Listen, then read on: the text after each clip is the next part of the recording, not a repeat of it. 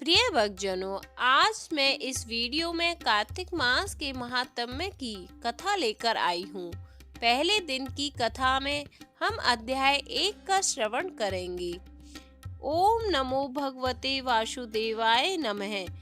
जो भगवान कृष्ण से प्रेम करते हैं, उनके दर्शन और उनकी कृपा पाने को आतुर रहते हैं, ऐसे सनातन धर्मावलंबियों को इस मंत्र का हर समय जाप करते रहना चाहिए। भगवान कृष्ण की भक्ति में प्रेम ही प्रेम होता है। जब हम भगवान कृष्ण की भक्ति में डूब जाते हैं तो हमारे रोम रोम से प्रेम फूटता है, मन सदैव आनंदित रहता है। भगवान कृष्ण की भक्ति ही ऐसी है। कार्तिक मास भगवान कृष्ण को अत्यंत प्रिय है। इस मास में भगवान भक्तों की जल्दी सुनते हैं। इस मास में किए गए व्रत, जाप और दान से भगवान जल्दी प्रसन्न हो जाते हैं। जिस प्रकार अधिक मास मलमास को पुरुषोत्तम मास कहते हैं, उसी प्रकार कार्तिक मास को दामोदर मास कहते हैं। कार्तिक मास में नियम लेने वाला व्रती प्रतिदिन प्रातःकाल स्नान करता है, तुलसी पूजा करता है, हरि जागरण करता है, कार्तिक महात्म्य का एक अध्याय रोज सुनता है, दीपदान करता है और अंत में उद्यापन करता है। तो आइए सुनते हैं श्री कृष्ण और सत्यभामा का जो संवाद है तथा कल्प वृक्ष की कथा। इन सभी का वर्णन पहले अध्याय में दिया गया है। नैमिषारण्य तीर्थ में श्री सूत जी महाराज 88,000 सौनक आदि ऋषियों से बोले, अब मैं आपको कार्तिक महात्म्य की श्रेष्ठ कथा विस्तार से सुनाता हूँ, जिसे सुनकर मनुष्य सीधे बैकुंठ धाम को जाता है। सूत जी ने कहा, श्री कृष्ण जी से अनुमति लेकर देवर्षि नारद के चले जाने के पश्चात सत्यभामा प्रसन्न होकर भगवान कृष्ण से बोली, हे प्रभु, मैं धन्य हुई, मेरा जन्म सफल हुआ। मुझ जैसे त्रिलोक्य सुंदरी के जन्मदाता भी धन्य है, जो आपकी 16,000 स्त्रियों के बीच में आपकी परम प्यारी पत्नी बनी। मैंने आपके साथ नारद जी को वह कल्प वृक्ष आदि पुरुष विधि पूर्वक दान में दिया, परंतु वही कल्प वृक्ष मेरे घर लहराया करता है। यह बात मृत्युलोक में किसी स्त्री को ज्ञात नहीं है। हे त्रिलोकीनाथ, मैं आपसे कुछ पूछने की इच्छुक हूँ। आप मुझे कृपया कार्तिक महात्म्य की कथा विस्तार पूर्वक सुनाइए, जिसको सुनकर मेरा हित हो और जिसके करने से कल्प पर्यंत भी आप मुझसे विमुख ना हो। सूत जी आगे बोले, सत्यभामा के ऐसे वचन सुनकर श्री कृष्ण ने हंसते हुए सत्यभामा का हाथ पकड़ा और अपने सेवकों को वहीं रुकने के लिए कहकर विलास युक्त अपनी पत्नी को कल्प वृक्ष के नीचे ले गए। फिर हंसकर बोले, हे प्रिय, 16,000 रानियों में से तुम मुझे प्राणों के समान प्यारी हो। तुम्हारे लिए मैंने इंद्र एवं देवताओं से विरोध किया है। हे कांते, जो बात तुमने मुझसे पूछी है उसे सुनो।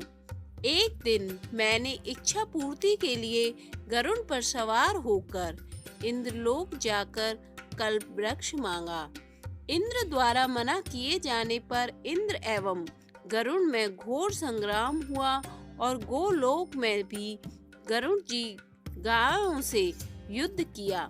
गरुड़ की चोंच की चोट से उनके कान एवं पूंछ कटकर गिरने लगे, जिससे 3 वस्तुएं उत्पन्न हुई। कान से तमाकू, पूंछ से गोभी और रक्त से मेहंदी बनी। इन तीनों का प्रयोग करने वाले को मोक्ष नहीं मिलता। तब गौ ने भी क्रोधित होकर गरुड़ पर वार किया, जिससे उनके 3 पंख टूटकर गिर गए। इनके पहले पंख से नीलकंठ और दूसरे से मोर और तीसरे से चकवा चकवी उत्पन्न हुए। हे प्रिय, इन तीनों का दर्शन करने मात्र से ही सुफल प्राप्त हो जाता है। यह सुनकर सत्यभामा ने कहा, हे प्रभु, कृपया मुझे मेरे पूर्व जन्मों के विषय में बताइए कि मैंने पूर्व जन्म में कौन से दान, व्रत व जप नहीं किए हैं। मेरा स्वभाव कैसा था, मेरे जन्मदाता कौन थे और मुझे मृत्यु लोक में जन्म क्यों लेना पड़ा। मैंने ऐसा कौन सा पुण्य कर्म किया जिससे मैं आपकी अर्धांगिनी हुई। श्री कृष्ण ने कहा, हे प्रिय, अब मैं तुम्हारे द्वारा पूर्व जन्म में किए हुए पुण्य कर्मों को विस्तार पूर्वक कहता हूँ, उसे सुनो। पूर्व समय में सतयुग के अंत में मायापुरी में अत्रि गोत्र में वेद वेदांत का ज्ञाता देव शर्मा नामक एक ब्राह्मण निवास करता था। वह प्रतिदिन अतिथियों की सेवा, हवन और सूर्य भगवान का पूजन किया करता था। वह सूर्य के समान तेजस्वी था।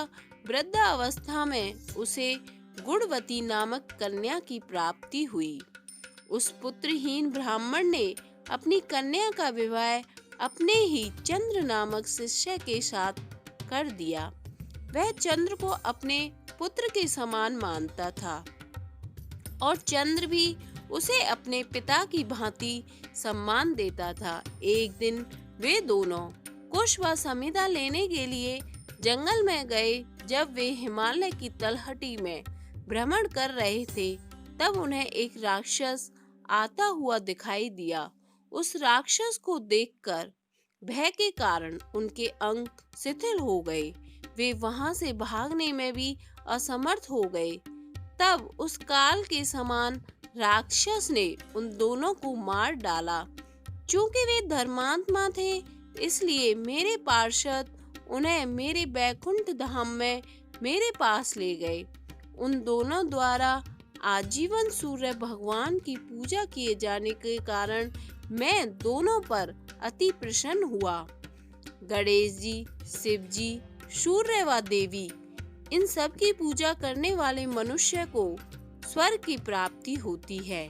मैं एक होता हुआ भी काल और कर्मों के भेद से 5 प्रकार का होता हूँ। जैसे एक देवदत्त, पिता, भ्राता आदि नामों से पुकारा जाता है।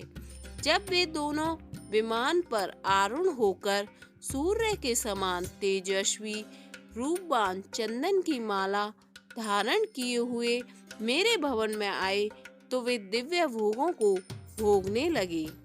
प्रथम अध्याय संपन्न। अभी तक आपने यह चैनल सब्सक्राइब नहीं किया है तो प्लीज़ सब्सक्राइब करें और कमेंट करके मुझे अपनी राय जरूर भेज दें।